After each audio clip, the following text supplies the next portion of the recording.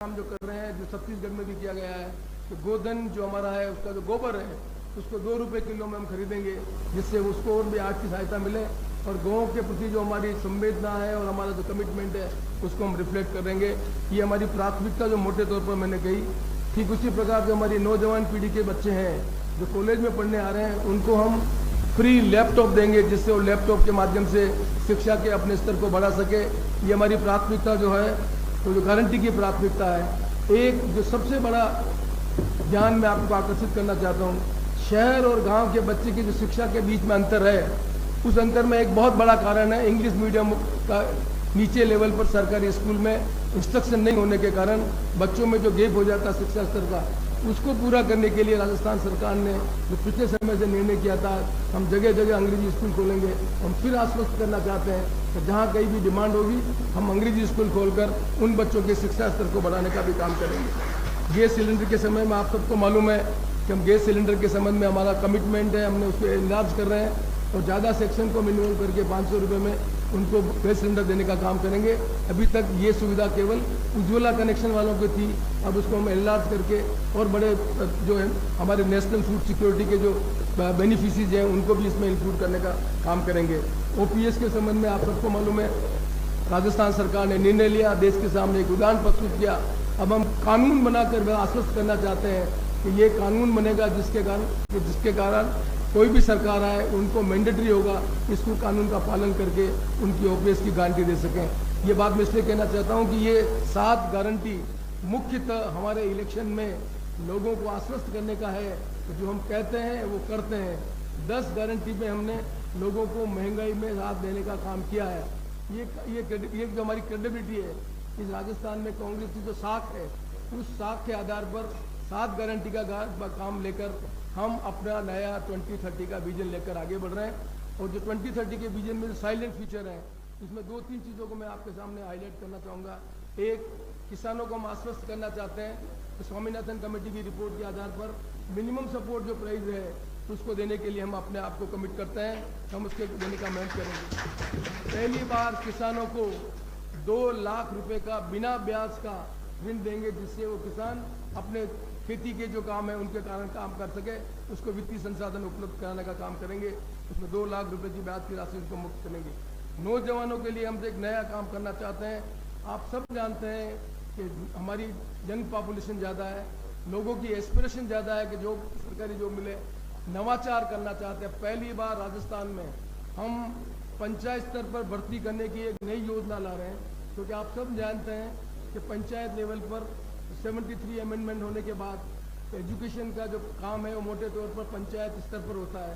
Primary education है, UPS education है।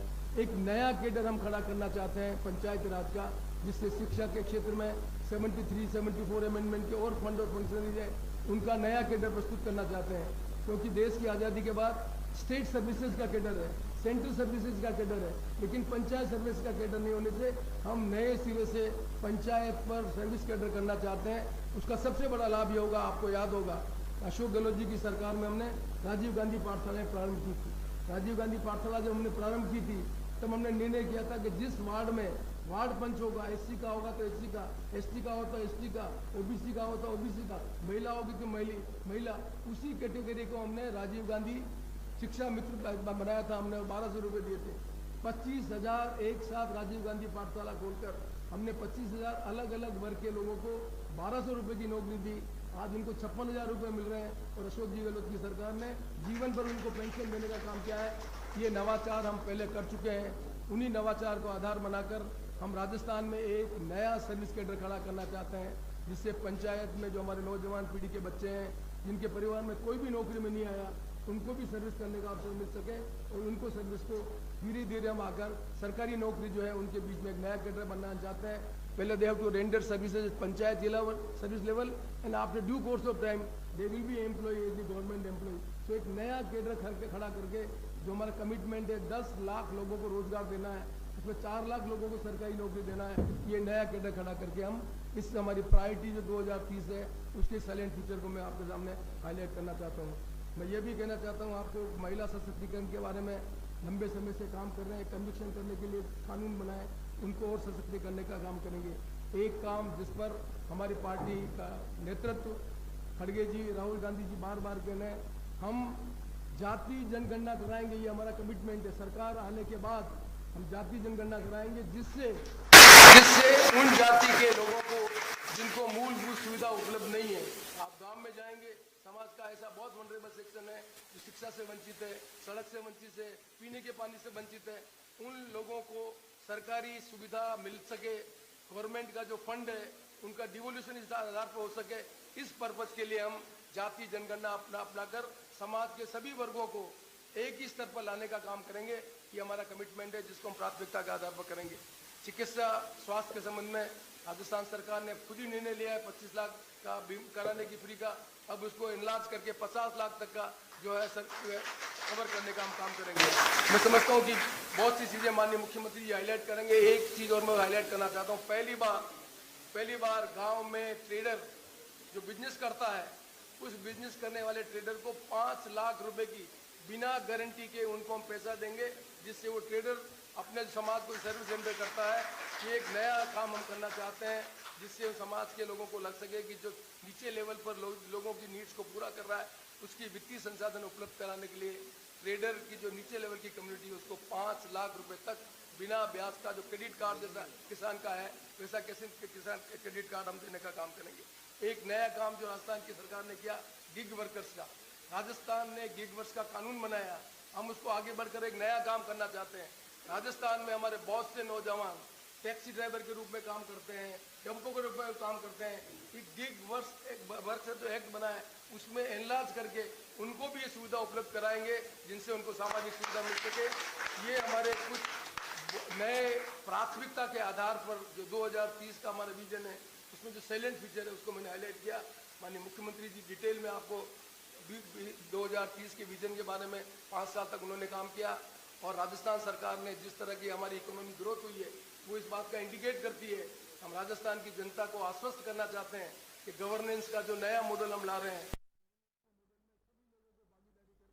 समाज को आगे बढ़ाने का जो काम कर रहे हैं, उस उद्देश्य से हमने घोषणा पत्र रखा है, उसमें प्राथमिकता रखी है, गारंटी रखी है, 7 गारंटी रखी है, साइलेंट फीचर रखा है, और 2030 एक नए राजस्थान को बनाने का हमारा संकल्प है। हम आशा करते हैं इस घोषणा पत्र के माध्यम से राजस्थान की जनता हमें मैंडेट देगी, और हम अपने जो हमारे मैंडेट है उसके आधार पर राजस्थान के निर्माण का काम कर सकेंगे। मैं एक बार पुनः उन सब साथियों को बहुत बहुत धन्यवाद देता हूं जो मेरे साथ मैनिफेस्टो कमेटी में बैठकर उन्होंने काम दिया, उन्होंने सजेशन दिया, उनका आभार व्यक्त करता हूं। और 3.5 करोड़ लोगों ने राजस्थान के अलग अलग समाज के लोगों ने जो सजेशन देकर विजन का जो डॉक्यूमेंट बनाने में मदद की, मैं एक बार पुनः घोषणा पत्र का अध्यक्ष होने के नाते उनके प्रति भी आभार करता हूँ। प्रदेश कांग्रेस कमेटी के अध्यक्ष, मुख्यमंत्री जी और कांग्रेस कमेटी के सभी कार्यकर्ताओं के प्रति बहुत बहुत आभार व्यक्त करता हूँ। आशा करता हूँ हम सब मिलजुल कर इस घोषणा पत्र के माध्यम से राजस्थान की जनता को आश्वस्त कर पुनः सत्ता में आकर जनता की सेवा करेंगे। धन्यवाद, नमस्कार। धन्यवाद सीपी जोशी साहब, आपने घोषणा पत्र के मुख्य अंशों पर प्रकाश डाला, आपका बहुत बहुत आभार। मैं अब आमंत्रित करता हूं आदरणीय मुख्यमंत्री जी अपने विचार प्रस्तुत करें। परम आदरणीय खड़गे साहब, गोविंद दोतात्रा जी, डॉक्टर सीपी जोशी जी, अध्यक्ष मैनिफेस्टो कमेटी, सचिन पायलट जी, जयराम रमेश जी, मुकुल वासनी जी, बाबा जितेंद्र सिंह जी, मोहन प्रकाश जी, नासिर हुसैन साहब, प्रमोद तिवारी जी, पवन खेड़ा जी, सुप्रिया सिंह निते, जीतू पटवारी जी, कर्नल रोहित सिंह जी और तमाम मेरे प्यार के साथियों, भाइयों और बहनों, सबसे पहले मैं डॉक्टर सीपी जोशी को, इनकी पूरी टीम को बधाई देना चाहूँगा कि बहुत अच्छी मेहनत करी है। समग्र रूप में इसको पेश किया जा रहा है मैनिफेस्टो को। ये तो जब आपके हाथ में कॉपी आएगी, आप पढ़ेंगे तब उसका विश्लेषण करने का वक्त मिलेगा। अभी तो मैनिफेस्टो लॉन्च हो रहा है। साइलेंट फीचर आपको कुछ बताए हैं अध्यक्ष।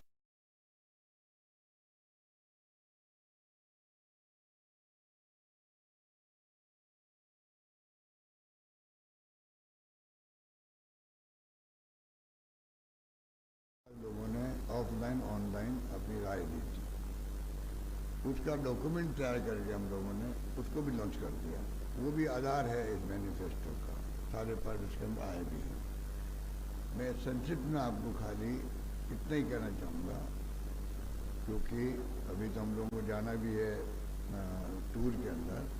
खड़गे साहब बता रहे हैं मैनिफेस्टो लॉन्च करने के लिए, उससे समझ सकते हैं कि कांग्रेस किस गंभीरता के साथ में मैनिफेस्टो को इम्पोर्टेंस देती है। हमारी गवर्नमेंट 25 साल पहले जब आई थी तो पहली बार मैंने प्रयोग किया, मैनिफेस्टो पार्टी निकालती है चुनाव के बाद में, उनको कोई याद नहीं करता, पब्लिक भी याद नहीं करती थी। हमारी सरकार पहली सरकार थी जिससे मैंने मैनिफेस्टो को 98 के अंदर कैबिनेट की मीटिंग बाकायदा रखा और ये कहा इस मैनिफेस्टो के जो वादे किए हैं वो हमने जनता के सामने पेश किए थे, उसके आधार पर ये मैनिफेस्टो बना है। आपकी ड्यूटी चीफ सेक्रेटरी ड्यूटी है, अब आप मैनिफेस्टो जो है इसको आप किस प्रकार से अपने पास रखें, आधार पर फैसले हो सेक्रेटरीज के भी, कलेक्ट्रेट के भी और तमाम अधिकारियों। मुझे याद है उस वक्त में एक्स्ट्रा कॉपी छपानी पड़ी थी, मुझे मना था। आप समझ सकते हैं कि मैनिफेस्टो को महत्व देने का काम देश के अंदर किसी ने किया पहली बार, तो राजस्थान सरकार ने किया था, कांग्रेस सरकार ने किया। और इसीलिए आज 96% तक हम मैनिफेस्टो पूरा कर पाए हैं, क्योंकि हमारी सोच जो है वो है वादा करो मत, ये खड़गे साहब भी कहते हैं, राहुल गांधी भी कहते हैं, करो मत करो तो निभाओ। पूरी झलक है कि हम 96 तक दे गए इसको। अब मैं आपको, वैसे तो मैंने कानून के अच्छे बनाए हैं, आज राजस्थान चर्चा पूरे देश में हो रही है हमारे कानूनों की, हमारी स्कीमों की, हमारे गारंटीज की। पर कानून जो राइट टू हेल्थ का कानून देश में कहीं नहीं बना, मिनिमम इनकम गारंटी एक्ट कहीं नहीं बना, गिग वर्कर्स एक्ट का तो मिस्टर मैथ्यू का आर्टिकल पढ़ा मैंने एक्सप्रेस के अंदर, उसने कहा कि ऐसा कानून हिंदुस्तान में हर राज्य में बनना चाहिए और दुनिया के मुल्कों में बनना चाहिए। राजस्थान जैसा कानून आप सोच सकते हैं, तो इस कानून के लिए इम्पोर्टेंट है। पेपर लीक के जो इश्यू बना रहे हैं, तो पूछो हिंदुस्तान में किस राज्य ने लोगों को अरेस्ट किया, कार्रवाई करी और कानून पास कर दिया आजीवन कारावास। आजीवन कारावास हिंदुस्तान में कहीं नहीं पास हुआ जो हमने कानून बनाया है पेपर लीक वाला। एडवोकेट प्रोटेक्शन एक्ट, एडवोकेट्स का राइट थी कि प्रोटेक्शन एक्ट लागू होना चाहिए, वो भी हमने पास कर दिया। अब रुक गया है राज्यपाल के बाद में, केंद्र के बाद में, अलग बात है। किसानों की जमीनें कुर्क नहीं हो सके, अब आयोग बनेगा हाईकोर्ट जज की अध्यक्षता के अंदर, सुनवाई होगी, उसके बाद फैसला होगा। इस प्रकार का ये भी क्रांतिकारी कानून बनाएगा। अब मैं आपको संक्षिप्त में कहना चाहूँगा कि जो हमारी स्कीम आ रही है एक के बाद एक, इसका आधार क्या है, क्योंकि ये स्वाभाविक क्वेश्चन होता है कि एक के बाद एक, एक के बाद एक, एक के बाद एक। शानदार तो स्कीम आई है, शानदार गारंटी दी जा रही है। तो मैं कहना चाहूँगा आपको कि जो सामाजिक सुरक्षा हमारा मोटो भी है, सोशल सिक्योरिटी, हम तो मांग करते हैं केंद्र सरकार से।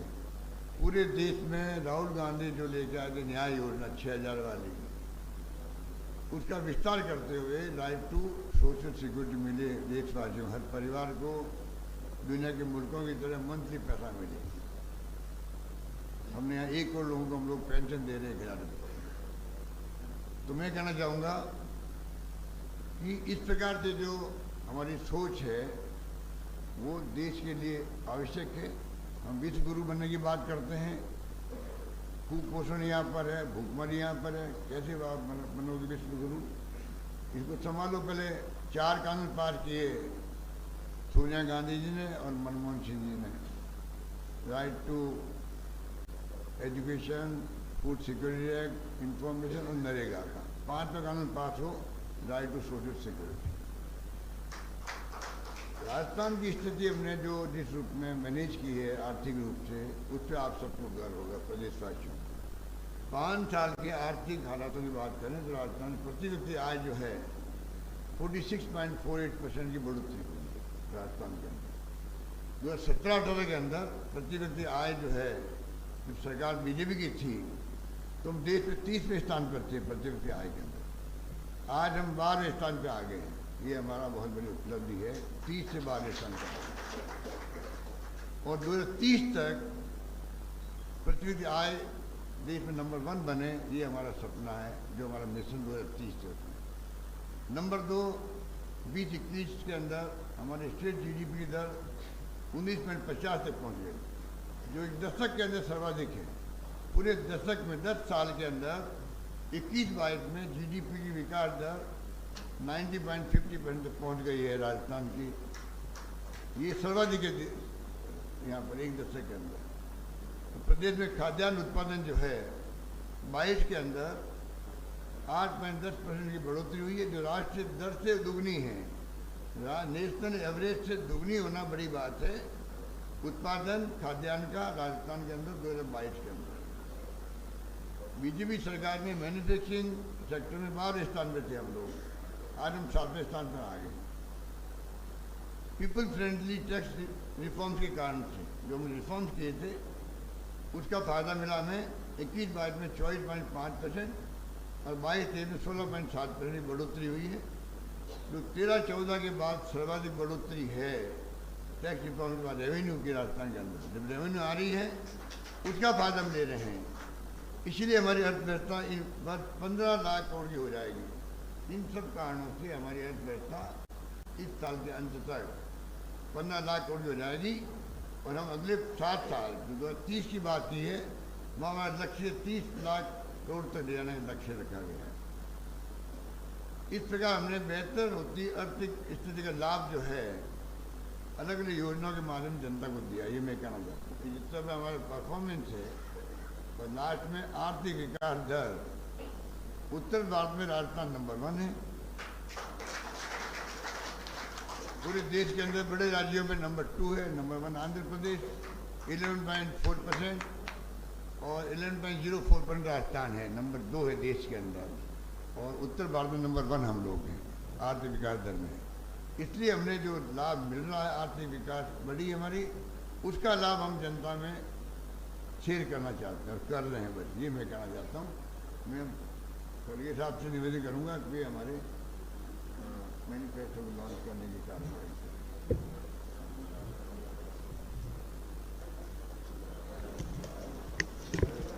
ओपन करना पहले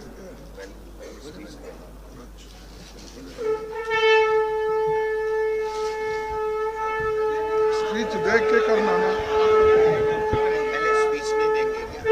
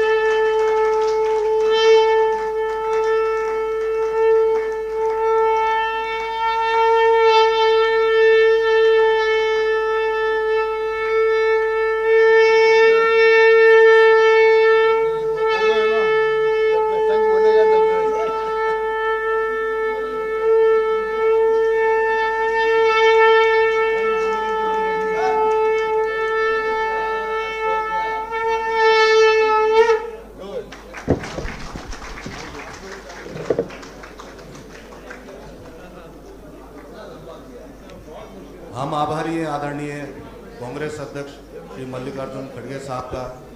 मैं आमंत्रित करता हूं आप आशीर्वचन प्रस्तुत करें। आदरणीय खड़गे साहब।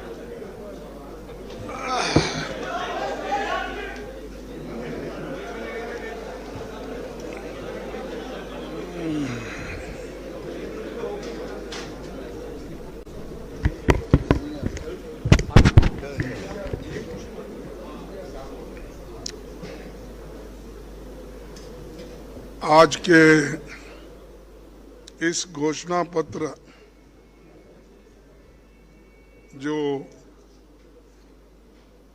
हमने जारी कर रखा,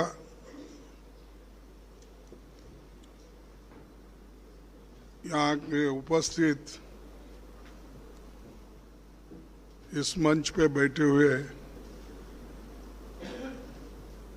राजस्थान के मुख्यमंत्री श्री अशोक गहलोत जी, गोविंद सिंह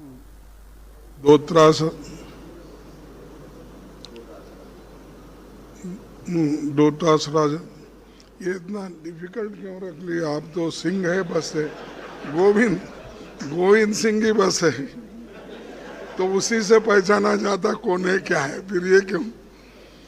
सीपी जोशी जी,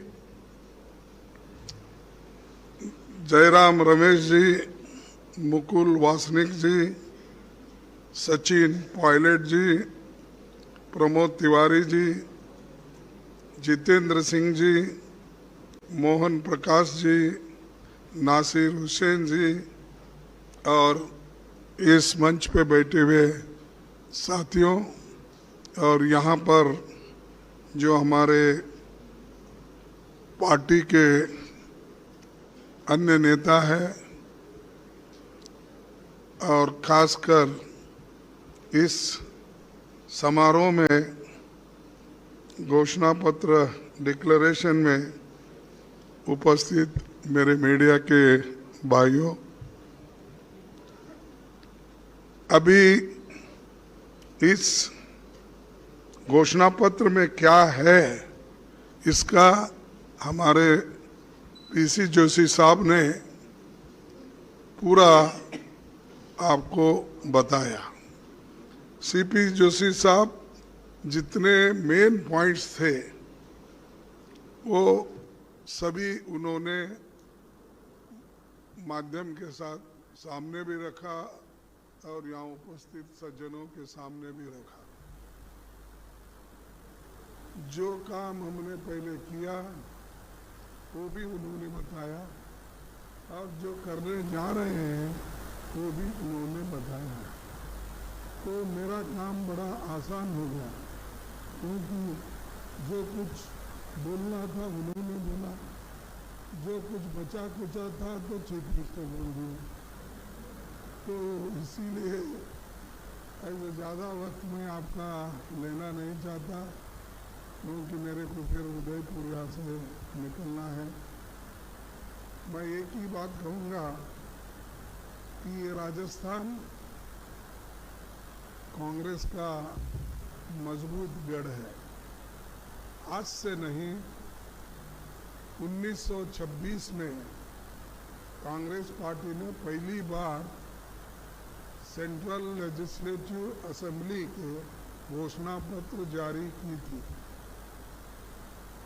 तब से ही हम वही वायदे करते हैं जो पूरा कर सके, जिसे अमली जामा पहना जा सके। तो हमारे जो वायदे हैं वो बिल्कुल अनुष्ठान लाने के लायक भी है और अनुष्ठान में हम लाए हैं। चाहे वो हमारे राज्य के हो, सेंट्रल गवर्नमेंट के हो, या कोई भी कार्यक्रम हमारा हो, उसमें हम जो वायदे करते हैं उसको निभाते हैं। अभी यहाँ जो पिछले का घोषणा पत्र था,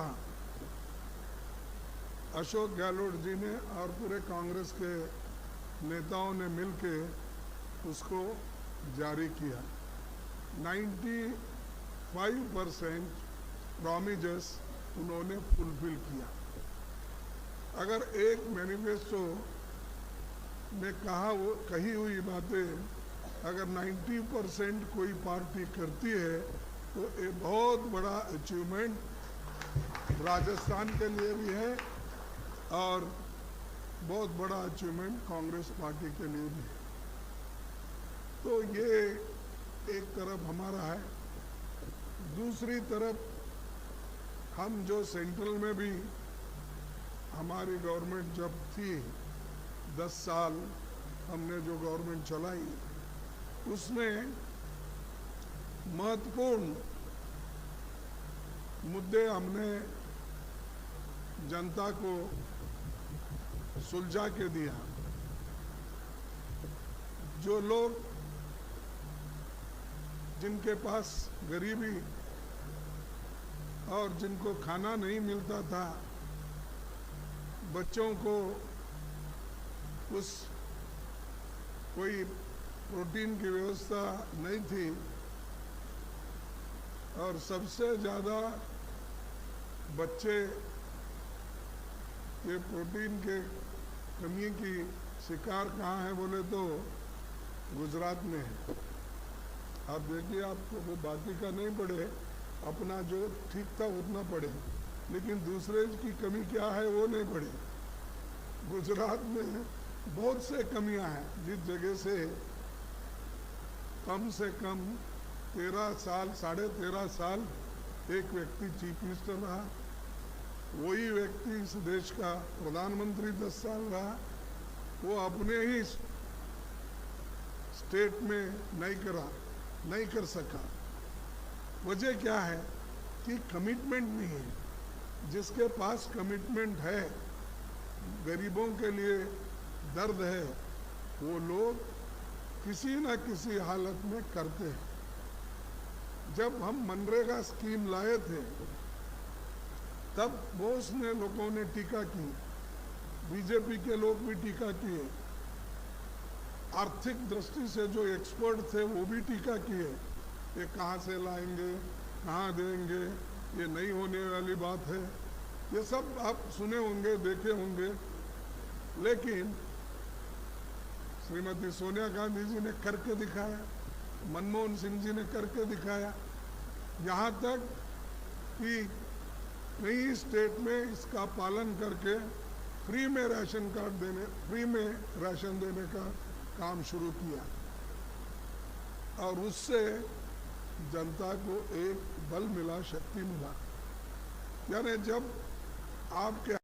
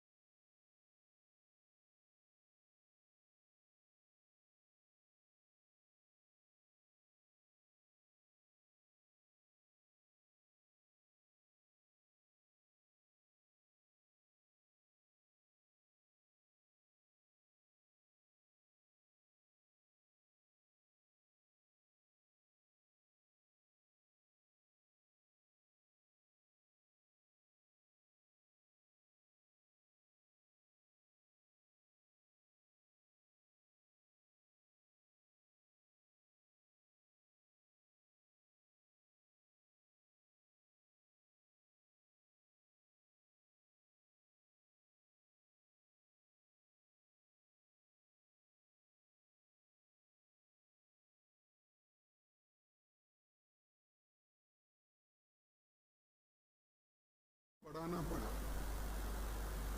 यानी मालूम नहीं इससे